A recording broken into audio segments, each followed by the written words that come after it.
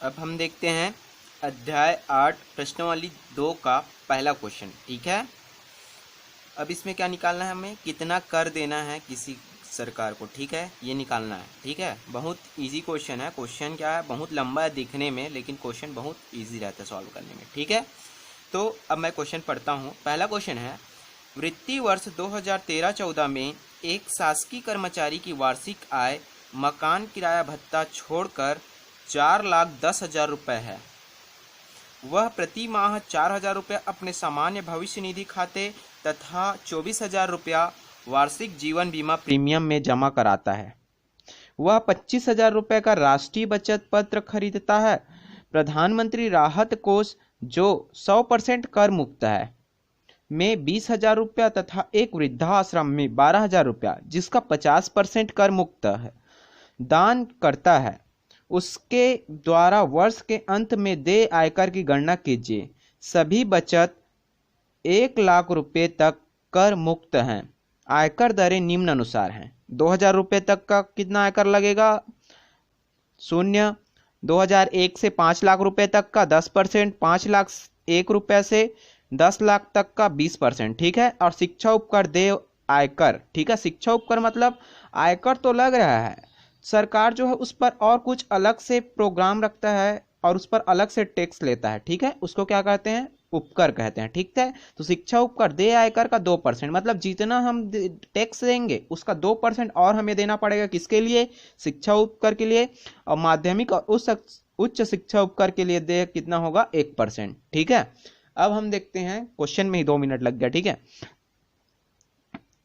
अब क्या क्या दिया हुआ ये देखते हैं।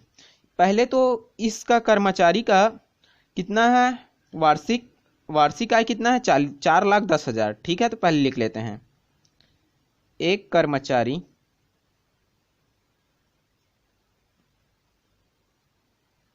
की वार्षिक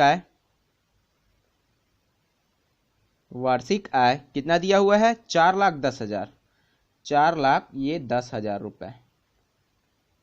ठीक है, वह प्रति माह, अब ये क्या कर रहा है, कुछ अपने खाते में मतलब प्रीमियम करवा रहा है, भविष्य निधि में जमा कर रहा है, बीमा करा रहा है और राष्ट्रीय बचत खरीद रहा है। ठीक है, और कुछ को क्या कर रहा है? दान कर रहा है। ठीक है, तो मैं पहले दान कर रहा है उसको लिखता हूं। ठीक है, तो कर मुक्त दान की गई राशि, कर मुक्त दान की गई राशि मतलब कुछ कर, देखो ये दान कर रहा है ना, तो ये किसमें 100% कर मुक्त है, मतलब इस पर कोई टैक्स नहीं लगेगा। लेकिन ये वृद्धाश्रम में 12,000 रुपये जमा कर रहा है, तो इसके 50% में क्या लगता है? कर लगता है, 50% पर नहीं लगता है। ठीक है, इसलिए मैं क्या लिख रहा हूं? कर मुक्त दान की गई राशि। दान की गई राशि क्या हो जाएगा? पहले कहां जमा कर रहा है? प्रधानमंत्री राहत कोष, तो प्रधानमंत्री राहत कोष। ठीक है, प्रधानमंत्री राहत कोष। ठीक है ना, अभी पेंडेमिक चल रहा है ना, तो इसमें राहत कोष खोला था ना, बहुत लोग दान कर रहे थे, करोड़ों करोड़ रुपया। ठीक है, प्लस वृद्धाश्रम में दान की गई राशि। ठीक है, और मैं क्या बोल रहा हूं? कर मुक्त बोला हूं। ठीक है, 12,000 रुपये में इसमें 50% कर मुक्त है। ठीक है, वृद्धा आश्रम। ठीक है, तो कर मुक्त बोला हूं ना, तो प्रधानमंत्री राहत कोष में जमा कर रहे हैं कितना? 20,000 रुपया, तो उस पर तो कोई कर नहीं लगेगा, तो ये 20,000 का 20,000 रुपया। ठीक है, प्लस वृद्धाश्रम में कितना जमा कर रहे हैं? 12,000 रुपया। ठीक है, तो इसमें कर कितना लग रहा है? कर मुक्त कितना है? 50%, तो 50%, इसलिए मैं लिखा हूं कर मुक्त दान की गई राशि, तो इसका 50% निकाल लेते हैं। तो 50% कैसे निकलेगा? 50/100। ठीक है, अब इसको सॉल्व करूंगा तो क्या हो जाएगा? ये शून्य कट जाएगा, ये शून्य, 2 शून्य ऊपर से कट गया, तो ये हो गया हमारा 20,000 प्लस 12×5 = 60, ये हो गया हमारा 12×5 = 60 हो गया 6,000 रुपये। ठीक है, तो कुल कितना हो गया? ये हमारा कुल हो गया, ये हमारा ये 20,000 और 6,000, ये हो गया हमारा 26,000 रुपया। ठीक है, दोनों को ऐड कर दिया तो क्या हो गया? अब 26,000। अब यहां से हम क्या निकालते हैं? शेष आय निकालते हैं। ठीक है, अब इतना पर तो हमें टैक्स नहीं देना पड़ेगा। अब शेष आय क्या हो जाएगा हमारा? कितना है हमारा आय? 4,10,000, हमारा नहीं है, कर्मचारी का है। ठीक है, 4,10,000 रुपये। ठीक है, मैं घटा देता हूँ 26,000, इस 26,000 पर टैक्स नहीं देना पड़ेगा, ठीक है, इसलिए मैं इसको क्या कर दिया, घटा दिया। तो अब ये हमारा कितना आ जाएगा, 26,000 घटा दूंगा 4,10,000 में, तो ये आ जाएगा हमारा 3,84,000, यहाँ से ले ले रहा हूँ, ठीक है, ये ऐसे करके डिवाइड कर दे रहा हूँ, 3,84,000 रुपया, ठीक है, 3,84,000 रुपया हमारा हो गया, ठीक है, शेष आय हो गया। अब क्या कर रहा है, कुछ अपना प्रीमियम में जमा कर रहा है, कुछ मतलब जैसे बीमा नहीं करवाते अपन LIC वगैरह में, वैसे ये भी करा रहा है, ठीक है। तो इसको क्या लिख लेता हूं मैं, जमा की गई कुल राशि, जमा की गई कुल राशि किस पर कर रहा है, आप देखते हैं किस पर कर रहा है। पहले प्रति माह 4,000 रुपये सामान्य भविष्य निधि, ठीक है, तो सामान्य भविष्य निधि लिख लो, यहां पर सबको जोड़ लेते हैं, ठीक है, सामान्य भविष्य निधि, ठीक है, सामान्य भविष्य निधि। और किसमें दे रहा है, प्लस किसमें दे रहा है, 24,000 रुपये वार्षिक जीवन बीमा, जीवन बीमा में दे रहा है, जीवन बीमा प्रीमियम, जीवन बीमा, ठीक है, इधर लिख ले रहा हूं, जीवन बीमा प्रीमियम प्लस, और किस पर दे रहा है, 25,000 रुपये का राष्ट्रीय बचत पत्र, ठीक है, राष्ट्रीय बचत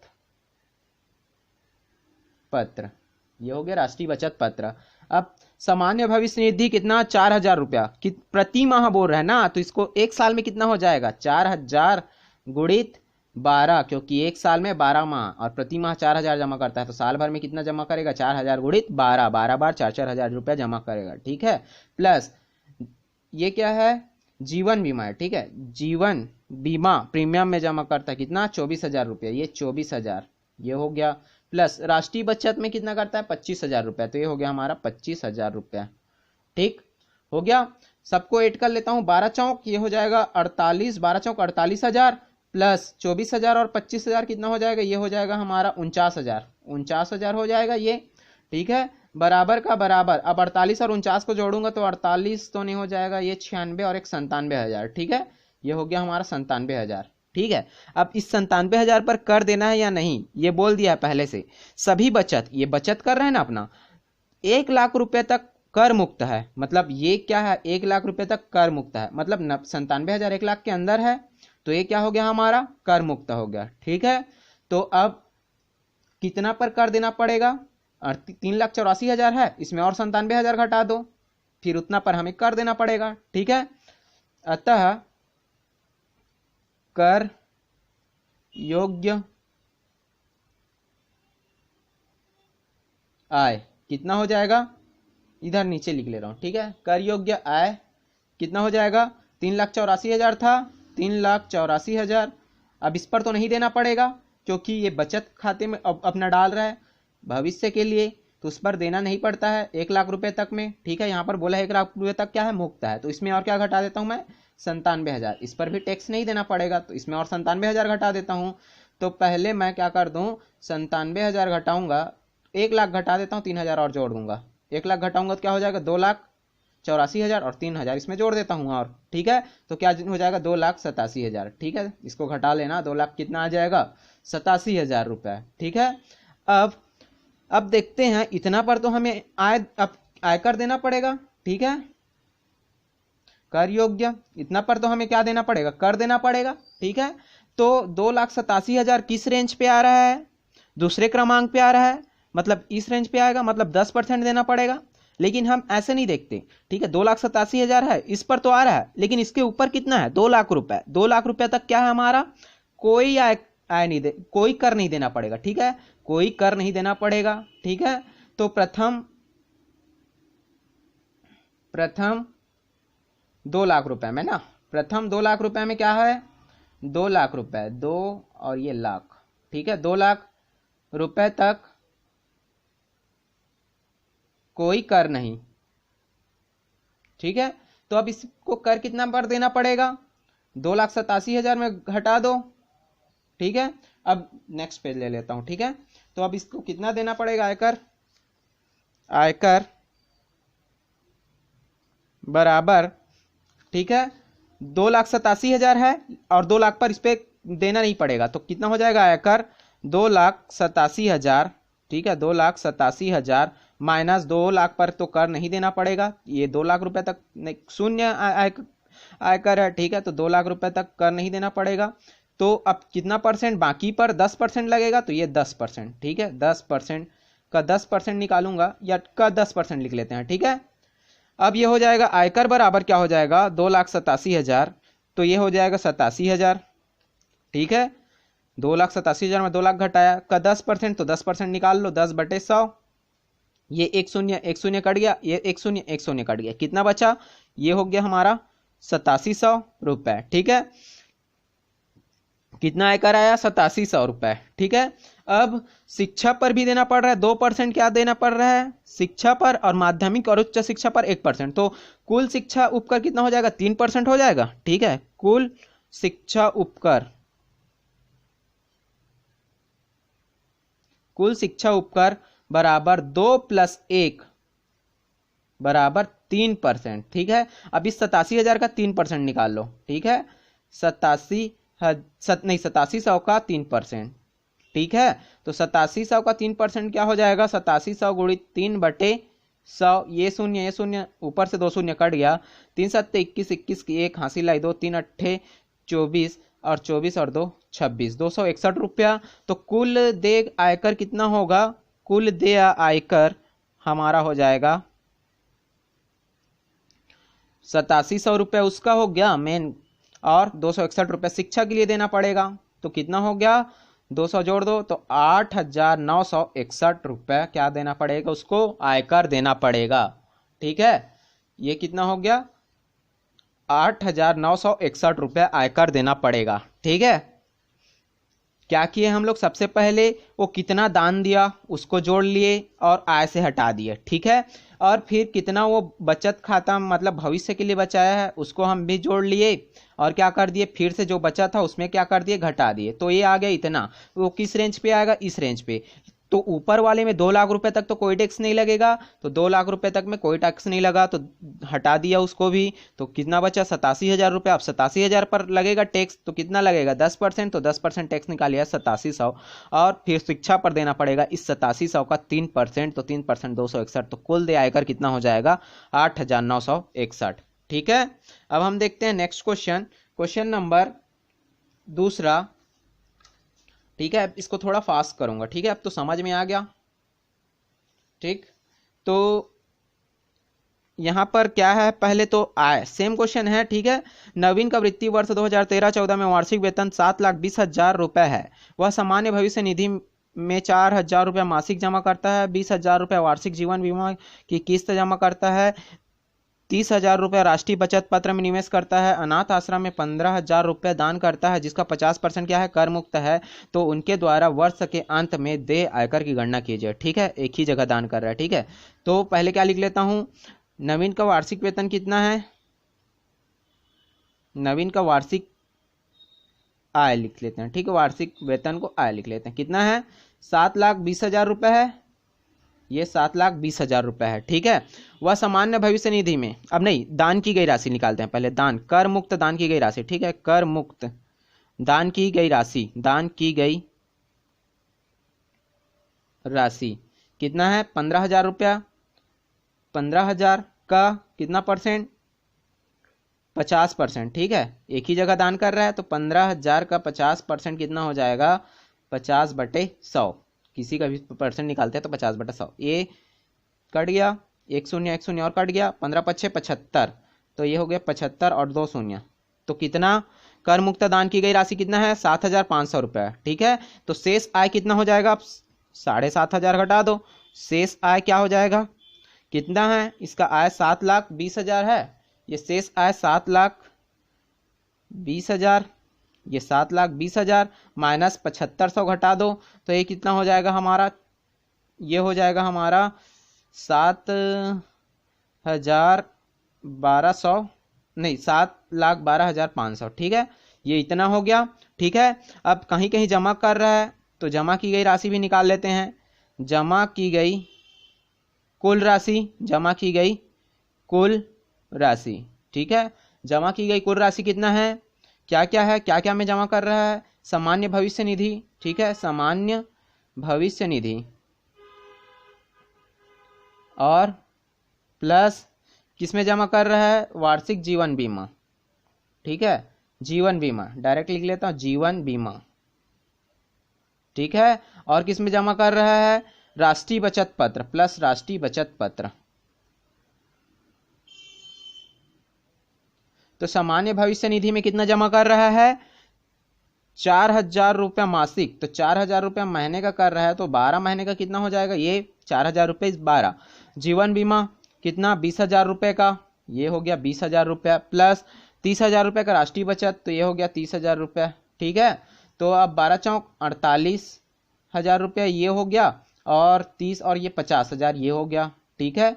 अब इसको ऐड करूंगा तो क्या हो जाएगा, 98,000, ठीक है, 98,000, ठीक है, 98,000 रुपये हो गया। अब कर योग्य निकाल लेते हैं, कितना पर कर योग्य लगेगा। अब देखो 98,000 पर कर देना पड़ेगा क्या, नहीं देना पड़ेगा, क्योंकि सभी बचत 1 लाख रुपए तक कर मुक्त है, मतलब 1 लाख रुपए तक कर मुक्त है। 98,000 1 लाख रुपए के अंदर में आता है, इसलिए इस पर कोई कर नहीं देना पड़ेगा, इसलिए कर योग्य आय निकाल लेते हैं, ठीक है। कर योग्य आय कितना है, कितना आया था हमारा 7 लाख, यहाँ पर देखो 7,12,500 है ना, तो इसमें और 98,000 घटा दो, 7,12,500 में कितना घटा दो, 98,000 घटा दो, तो ये क्या हो जाएगा हमारा 6,14,500, 6,14,000 ये हो जाएगा 500, ठीक है, 6,14,500 रुपया हो गया, ठीक है। अब यह अब किस कैटेगरी में आएगा, ये देखो तीसरे नंबर पे आएगा, 5 लाख रुपए से 10 लाख रुपए तक के में आएगा, 5,01,000 रुपए से 10 लाख रुपए तक के में ये आएगा, ठीक है। तो अब यहाँ पर 2 कैटेगरी आएगा, पहले 5 लाख रुपए तक तो इसको कितना टैक्स देना पड़ेगा, 10%, तो इसको हम लिख लेते हैं, ठीक है। यह राशि 5 लाख से 10 लाख रुपए के मध्य है, ठीक है, रुपए के क्या है, मध्य है, ठीक है। अब प्रथम 5 लाख, ठीक है, प्रथम 5 लाख रुपए में तो उसको 10% लगेगा, ऐसा नहीं है कि 6,14,500 है तो डायरेक्ट इसका 20% नहीं निकालना है, पहले देखना है कि उसके ऊपर में और कुछ ब्याज है क्या, उसके ऊपर में और कुछ है क्या। तो देखो 5 लाख रुपए तक में कितना है, 10% है, और इस 5 लाख से ऊपर गया 2 लाख रुपए में तो लगेगा ही नहीं, ठीक है, इसीलिए मैं ये देखोगे समझ में आ जाएगा, ठीक है। प्रथम 5 लाख रुपए तक आयकर की दर, ठीक है, आयकर की दर क्रमांक किससे निकलेगा, 1 व 2 लागू होगा, ठीक है, 1 व 2 लागू होगा, और शेष अब कितना बच जाएगा, 5 लाख रुपए और हटा दो, तो 6,14,500 में 5 लाख घटा दो तो क्या बचेगा, बराबर 1,14,500 रुपए में कौन सा दर लगेगा, दर क्रमांक ये लगेगा तीसरा, ठीक है, दर क्रमांक 3 लागू होगा, ठीक है। अब देखो ये 5 लाख रुपए तक कौन सा, पहला और दूसरा बोल रहा हूं, मतलब 2 लाख रुपए में और नहीं लगेगा कर, ठीक है, 2 लाख रुपए तक तो कर नहीं लगता। फिर से एक नया पेज ले लेता हूं, ठीक, तो अब 2 लाख रुपए तक कोई कर नहीं लगता, प्रथम 2 लाख रुपए में कोई कर नहीं लगेगा ना, प्रथम 2 लाख, ठीक है, 2 लाख रुपए में कोई कर नहीं, ठीक है। अब तो अतः आयकर क्या हो जाएगा, अब किस पर देना पड़ेगा, आयकर 5 लाख रुपए तक तो था, 5 लाख रुपए तक 10% में था, लेकिन उसके ऊपर 2 लाख मार्क तो लगेगा ही, मतलब 3 लाख रुपए पर क्या लगेगा, 10% लगेगा, ठीक है। तो ये 3 लाख का 10%, ये 3 लाख का कितना परसेंट, 10%, 3 लाख का 10%, ठीक है, प्लस अब 1,14,000 पर कौन सा टैक्स लगेगा, 1,14,500 पर 20% टैक्स लगेगा, ठीक है, 1,14,500 पर कौन सा टैक्स लगेगा, 20% का टैक्स लगेगा, ठीक है। ठीक, इतना तक समझ में आ गया होगा, नहीं समझ में आएगा तो एक बार वीडियो फिर से देखना, तब समझ में आ जाएगा, ठीक है। बहुत इजी क्वेश्चन है। 3 लाख, ये 3 लाख गुणी 10% निकाल लेता हूं मैं इसका, प्लस 1,14,500 का 20% निकाल लेता हूं, तो ये क्या हो जाएगा, ये शून्य ये शून्य ये शून्य ये शून्य कट गया, ये आ गया हमारा 30,000, ये 30,000 प्लस ये शून्य पीछे से शून्य ये शून्य कट गया, ठीक है। 2 शून्यम शून्य, 2 पंचे 10, 10 की शून्य हासिल लाई, 1 2 अट्ठे 2 चौक 8 और 1 9, 2 1 कम 2 और 2 1 कम 2, तो ये आ गया 22,900। तो ये हो जाएगा 52,900, ठीक है। 52,000 कितना हो गया, 900 रुपये हो गया, ठीक है। अब इस पर शिक्षा में भी देना पड़ेगा, तो देय आयकर का शिक्षा 2% शिक्षा उपकर, ठीक है, और माध्यमिक और उच्च शिक्षा का देय आयकर कितना 1%। तो कुल देय आयकर पर शिक्षा उपकर लग रहा है, ठीक है। शिक्षा उपकर मतलब अलग से और लेता है,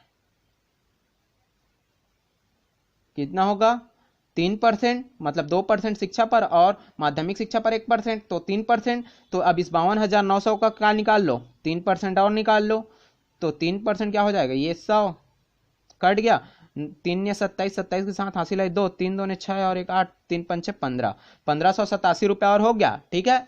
अब कुल देय आयकर क्या हो जाएगा, अब कुल देय आयकर कितना है, ये 52,900 प्लस 1587, तो ये दोनों को जोड़ दूंगा तो क्या हो जाएगा 54,487 रुपए का आयकर देना पड़ेगा, ठीक है। कितना देना पड़ेगा, 54,487 रुपए का, ठीक है। अब हम देखते हैं नेक्स्ट क्वेश्चन, क्वेश्चन नंबर 3, ठीक है। क्वेश्चन नंबर 3 है हमारा, क्वेश्चन नंबर 3, वृत्ति वर्ष 2008-9 में रमेश की कुल वार्षिक आय, ठीक है। पहले लिख लेता हूं रमेश की कुल वार्षिक आय, रमेश की वार्षिक आय, ठीक है। वार्षिक आय क्या है, 3 लाख रुपए है, ये 3 लाख रुपए। वह सामान्य भविष्य निधि खाते में 1,000 रुपया प्रति माह जमा करता था तथा उसने 12,000 रुपया वार्षिक जीवन बीमा पॉलिसी का प्रीमियम दिया था, ठीक है। ये प्रीमियम दिया था कि लिया था, 1 मिनट, प्रीमियम दिया था, ठीक है। यदि 1,50,000 रुपये तक कोई आयकर नहीं है तथा 1,50,000 रुपये से अधिक आय पर 10% की दर से आयकर देय हो एवं सभी बचत पर छूट की अधिकतम सीमा 1 लाख रुपये हो तो देय आयकर की गणना कीजिए, जहां शिक्षा उपकर देय आयकर का 3% है, ठीक है। देय आयकर का 3% क्या है, शिक्षा उपकर है, ठीक है। तो ये कैसे बनेगा, यहां पर तो दान वाला है नहीं, सिर्फ क्या कर रहा है, जमा कर रहा है, तो जमा की गई राशि, जमा की गई कुल राशि निकाल लेते हैं, ठीक है। दान तो नहीं कर रहा है ये, जमा की गई कुल राशि कितना है, वह भविष्य निधि खाते में 1,000 रुपये प्रति माह भविष्य निधि, ठीक है, भविष्य निधि पे जमा कर रहा है, प्लस और कहाँ जमा कर रहा है, प्रति माह जमा करता है 12,000 रुपये वार्षिक जीवन बीमा पॉलिसी पर, ठीक है। जीवन बीमा पॉलिसी, ये जीवन बीमा पॉलिसी, ठीक है। अब निकाल लो, तो भविष्य निधि पर 1,000 रुपये प्रति माह, 1,000 रुपये प्रति माह मतलब 12 माह का 12, ठीक है। जीवन बीमा 12,000 रुपये, ठीक है। तो ये 1,000 गुणित 12 ये हो गया 12,000 रुपये, प्लस ये भी क्या है 12,000 रुपये, तो दोनों मिला के कितना हो गया 24,000 रुपये क्या करता है वो साल में तो जमा करता है, ठीक है। तो ये 24,000 किसके अंदर में आ रहा है, 1 लाख रुपए के अंदर में आ रहा है, मतलब इसका टैक्स नहीं देना पड़ेगा, ठीक है। तो अब कर योग्य क्या निकाल लेता हूं मैं, कर योग्य राशि निकाल लेता हूं, कर योग्य आय, ठीक है, या कर योग्य आय, कर योग्य आय 3 लाख रुपए तो उसका इनकम है वार्षिक, और 24,000 पर उसका टैक्स नहीं देना पड़ेगा क्योंकि उस बचत में डाल रहा है अपना, ठीक है। 24,000 घटा दो तो ये हो जाएगा 2,76,000 रुपये, ठीक है। 2,76,000 रुपये हो गया। अब इस पर क्या लगेगा, इस पर देखो 1.5 लाख रुपए तक तो कोई आयकर नहीं है, ठीक है। आयकर यदि 1.5 लाख रुपए तक कोई आयकर नहीं है तथा 1.5 लाख से अधिक पर 10% की दर से आयकर दे हो, ठीक है। 10 अब तो 1.5 लाख रुपए पर आय नहीं है तो आयकर कितना देना पड़ेगा, किस पर देना पड़ेगा, आयकर, ठीक है। दे आयकर क्या हो जाएगा 2,76,000 रुपये है, तो 2,76,000 में से 1.5 लाख रुपए पर क्या नहीं लगेगा, उसको टैक्स नहीं लगेगा, ये 1.5 लाख रुपए पर टैक्स नहीं लगेगा। और इसके कितना परसेंट पर टैक्स लगेगा, बस जो बचेगा उसका 10% पर 10% टैक्स लगेगा, ठीक है, क्योंकि बोला है 1.5 लाख से अधिक पर 10% टैक्स लगता है। तो 1.5 लाख घटा दूंगा तो इसमें कितना बच जाएगा, 1,26,000 रुपये। 1,26,000 का 10% मतलब 10/100, ये शून्य ये शून्य ये शून्य ये शून्य कूट गया, ठीक है। 12,000 ये 12,600 रुपये आ गया, ठीक है, 12,600 रुपया। अब शिक्षा पर देगा 3%, शिक्षा उपकर 3%, 12,600 का 3%, तो 12,600 का 3%, 3/100, ये 100 कट गया, ठीक है। 126 गुणित 3 करूंगा तो ये आ जाएगा 378 रुपये। तो कुल देय क्या हो जाएगा, कुल देय आयकर, दोनों को जोड़ देते हैं, ठीक है, ये दोनों को 12,600 प्लस 378, तो ये हो जाएगा हमारा 12,978 रुपये, ठीक है, 12,978 रुपये, ठीक है। ये बहुत इजी क्वेश्चन था, ये बन गया, ठीक है, 12,978 रुपये। तो ठीक है, आज के लिए 3 ही क्वेश्चन देखते हैं, नेक्स्ट वीडियो में देखेंगे हम नेक्स्ट क्वेश्चन, ठीक है। Thank you.